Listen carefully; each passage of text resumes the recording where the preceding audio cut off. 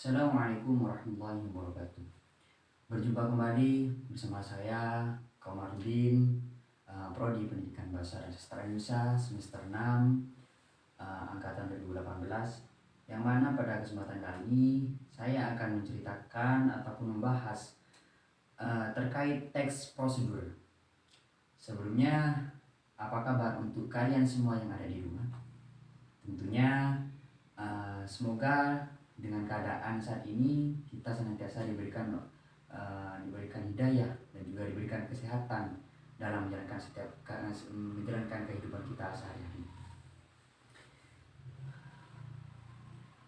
Untuk mempersingkat waktu, di sini saya akan menjelaskan secara lengkap ataupun secara sederhana namun lengkap terkait pemaparan tentang teks prosedur.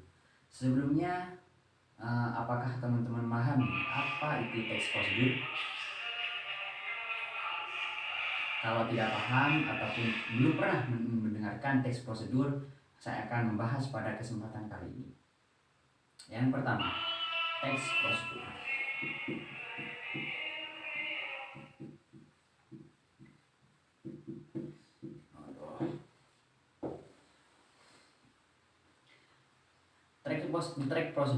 Teks prosedur adalah teks yang menentukan langkah-langkah ataupun untuk menyelesaikan suatu pekerjaan, di mana teks prosedur ini biasanya dilakukan ataupun dipergunakan ketika kita ingin melakukan sesuatu, sehingga dengan menggunakan teks prosedur pekerjaan kita ini akan selesai.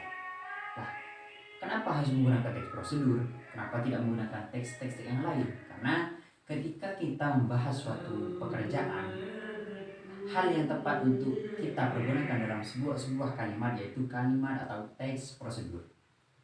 Lalu, apa saja struktur-struktur yang ada di teks prosedur tersebut? Yang pertama, harus ada judul, di mana setiap tulisan ini pasti akan ada sebuah judul untuk mengetahui ini judul teksnya ini teks apa. Jadi seperti itu. Yang kedua, tujuan. Percuma dong kalau ada sebuah kalimat tapi tidak ada tujuan, ada judul tapi tidak ada tujuan, sama halnya bohong kan, seperti itu. Nah, selanjutnya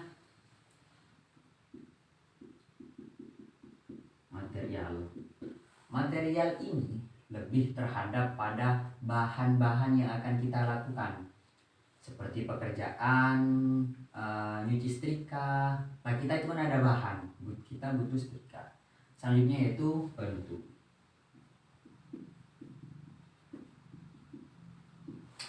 dimana ketika ada judul pasti di akhirnya akan ada yang namanya bentuk. Jadi seperti itu. Selanjutnya yaitu jenis-jenis. Ini struktur jenis.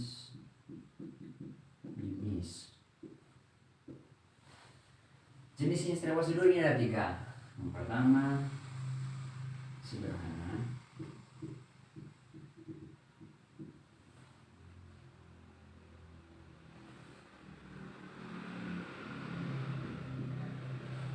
Kompleks.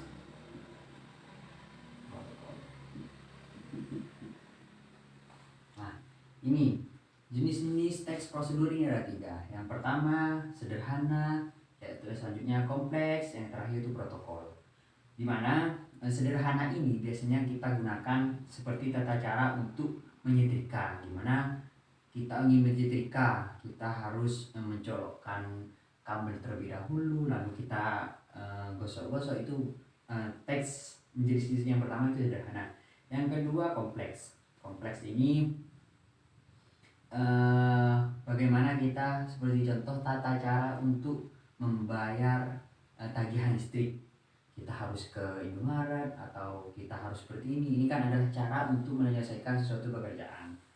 Selanjutnya yaitu protokol, yaitu seperti kita ingin memasak mie instan. Mie instan itu ada memiliki komposisi dan juga tata cara. Lah, tata cara dalam ketika kita ingin memasak mie instan itu adalah menggunakan kata teks prosedur protokol. seperti itu. Selanjutnya itu ciri-ciri.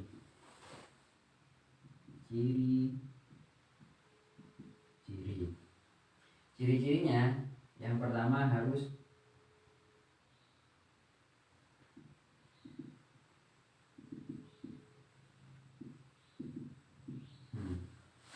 ciri-ciri yang pertama itu harus ada kalimat perintah gitu yang tetap kita harus menggunakan setrika ketika kita ingin ketika kita ingin membuat mie. Yang pertama kita harus itu kan kalimat perintah, kita harus membuka bungkusan dari mie instan tersebut. Ini yang pertama. Selanjutnya terdapat panduan. Ini panduan. Yang ketiga kata kerja aktif. Nah, dimana ketika kita ingin melakukan teks prosedur, kita harus menggunakan teks ataupun jenis kalimat-kalimat yang jenis kalimat yang kata-kata kerja aktif seperti itu. Selanjutnya konjungsi atau tambahan. Selanjutnya aturan.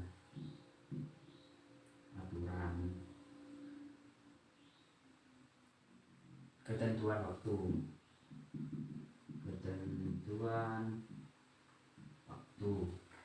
Selanjutnya isi kegiatan.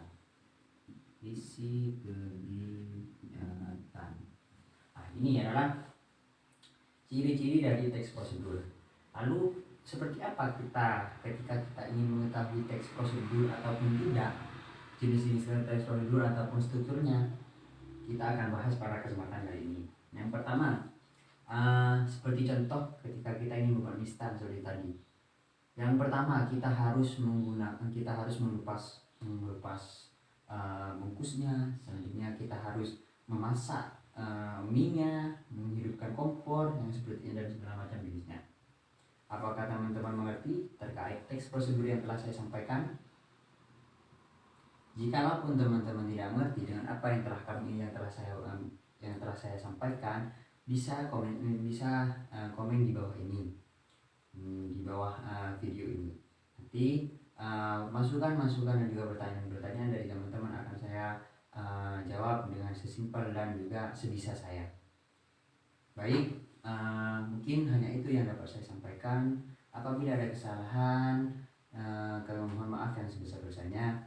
Namun sebelum itu, mari kita tetap jaga protokol kesehatan di masa-masa pandemi ini. Semoga kita dan juga keluarga kita senantiasa diberikan kesehatan oleh Allah Subhanahu wa taala, serta kita mampu menjalankan aktivitas yang sedemikian rupa ini, yang sedemikian harus dibatasi ini, dan juga kita harus menjaga tetap melakukan 5M, menjaga masker, memakai masker, mencuci tangan dan segala macam jenisnya, agar masa-masa pandemi ini segera pulih dari negeri kita ini.